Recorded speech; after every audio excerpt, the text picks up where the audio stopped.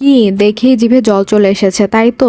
তাহলে যাও উঠে গিয়ে কাঁচা আম দিয়ে বানিয়ে খাও এমন মজাদার ভর্তা। কাঁচা আমের দিন কিন্তু প্রায় শেষ হয়ে যাচ্ছে অবস্থা। পরে যখন শেষ হয়ে যাবে তখন কিন্তু কান্না করলেও আসলে কখনোই কাঁচা আম খুঁজে পাবে না, একদম 1 বছর পরে। যাই হোক, আসসালামু আলাইকুম এভরিওয়ান, আশা করি সবাই অনেক বেশি ভালো আছো। আমরা মেয়েরা যারা আছি তারা তো টক জাতীয় জিনিস অবশ্যই পছন্দ করি। টক জাতীয় জিনিস ছেলেরাও অনেকেই আছে অনেক পছন্দ করে। সো টকের মধ্যে আসলে ছেলে মেয়ে বয়স্ক বা জোয়ান কোনো বিষয় নেই, সবাই আসলে টকটাকে পছন্দ করে, সেটা তেঁতুলের টক হোক অথবা আমের টক বা হোয়াট এভার।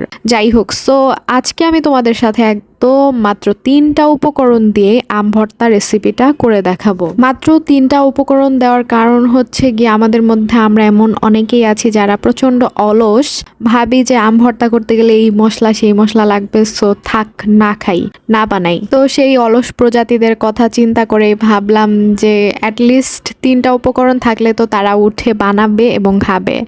তো প্রথমেই আমি কাঁচা আমগুলোকে এই যে দেখো কিভাবে ছিলে কেটে কেটে নিচ্ছিলাম। এই আমগুলো মূলত আমার মামা নিয়ে এসেছে গ্রাম থেকে, গ্রামে হচ্ছে ঝড়ে পড়েছিল সেই আমগুলো।